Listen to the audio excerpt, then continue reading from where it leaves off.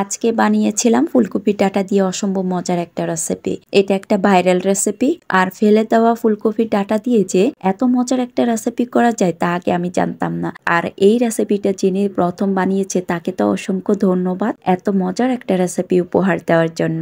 আসসালামু আলাইকুম, কেমন আছেন সবাই? আশা করি ভালো আছেন। তো এখানে আমি ফুলকপির ডাঁটা নিয়েছি আর ফুলকপির যে শক্ত ডাঁটাগুলো ছিল সেগুলো আমি ফেলে দিয়েছি। নরম ডাঁটাগুলো আমি নিয়ে এগুলোকে একটা চাকুর সাহায্যে কুচি কুচি করে কেটে নিয়েছি। আপনারা চাইলে এই কাজটা বটির সাহায্যেও করে নিতে পারেন। ফুলকপির ডাঁটাগুলো কুচি করা হয়ে গেলে এরপর আমি একটা বাটিতে নিয়ে ভালো করে পরিষ্কার পানি দিয়ে ধুয়ে পরিষ্কার করে নিব।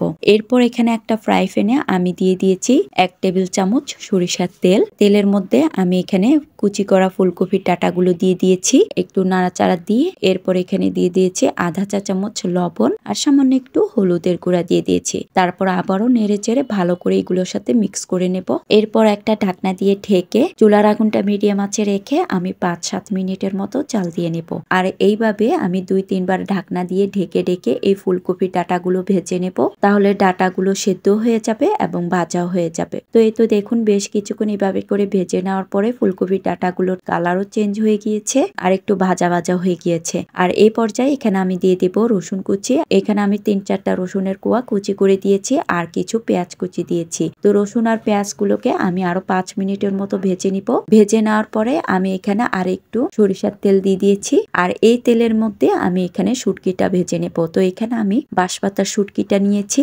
আপনারা চাইলে চাপা শুটকিটাও নিতে পারেন। আর চাপা শুটকির ভর্তাও কিন্তু ভীষণ মজার হয়। শুটকিগুলো আমি তেলের মধ্যে দিয়ে দিয়েছি আর এর আগে আমি শুটকিগুলো ভালো করে ধুয়ে নিয়েছি। শুটকিগুলো ভালো করে ভেজে নেওয়ার পরে এরপর আমি এই শুটকিগুলো ডাঁটার সাথে ভালো করে মিক্স করে নিয়ে সবশেষে দিয়ে দিয়েছি কিছু ধনেপাতা কুচি। আর এখানে আমি কিছু ধনেপাতা একটা কাঁচির সাহায্যে কুচি কুচি করে দিয়ে দিয়েছি। তারপরে নেড়ে চেড়ে আমি চুলার আগুনটা অফ করে এগুলো চুলা থেকে নামিয়ে নেব। এবার আমি ভর্তাটা বেটে নেব। আর এখানে আমি প্রথমে শুকনো মরিচ নিয়েছি আর শুকনো মরিচগুলো আমি প্রথমে তেলে নিয়েছি। আর যেহেতু এখানে শুটকির ভর্তা তাই এখানে ভর্তাটা একটু জাল জাল করার জন্য 7-8টার মতো শুকনো মরিচ নিয়েছি। আপনারা চাইলে আর একটু কমিয়ে দিতে পারেন। আর এই ভর্তাটা আপনারা চাইলে ব্লেন্ডারও করে নিতে পারেন।